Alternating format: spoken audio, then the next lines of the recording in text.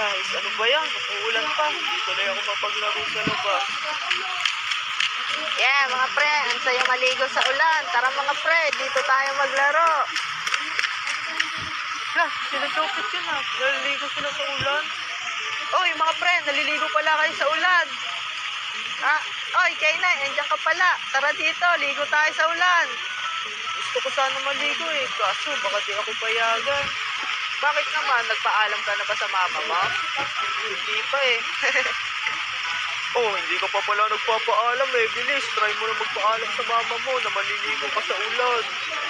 Ayoko magpaalam. Baka pagalitan pa ako eh. La, hindi yan. Bilisan mo na, magpaalam ka na.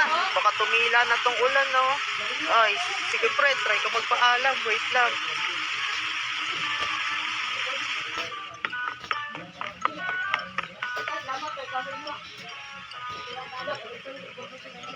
Mama, magpapaalam lang po sana ako sa inyo.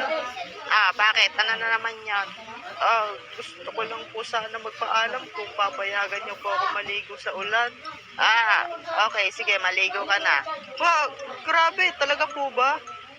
Parang ayaw mo ata eh. Hindi po. Sige po, mama, maliligo na po ako.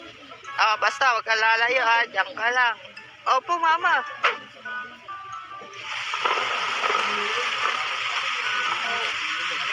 Ang tagal ni K9.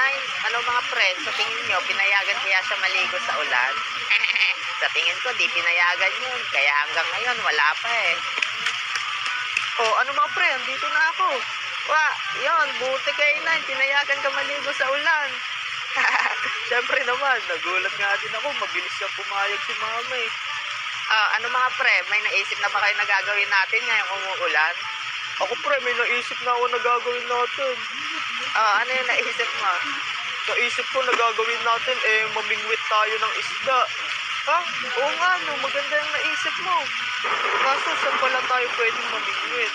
Doon tayo mamingwit sa may tulay, may ilog doon. Meron bang ilog dito sa atin? Oo, meron na. Basta sumama kayo sa akin. Bagong discover ko lang yung lugar na yon. Ang lupit mo uli. Sige, tara na, pumunta na tayo doon. Sige, let's go!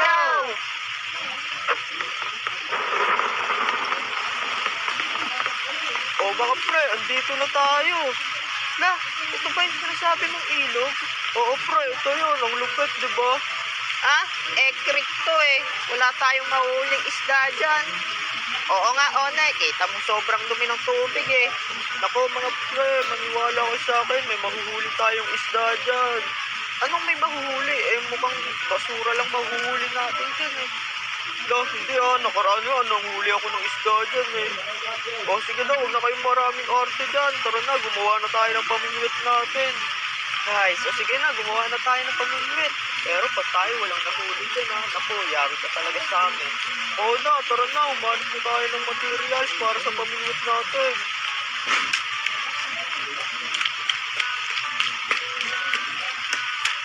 Uy, ayun. May stick na ako. Kailangan ko na lang tali. Tapos alambre para sa hook ng pamingwit ko.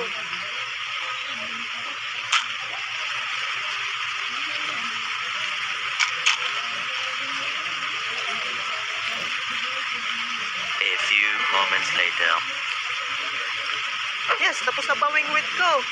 Pupuntahan ko na sila Jopet para makapanghuli na kami ng isda. Nasaan na ba yun si K9? Napakatagal naman gumawa ng pamingwit niyan.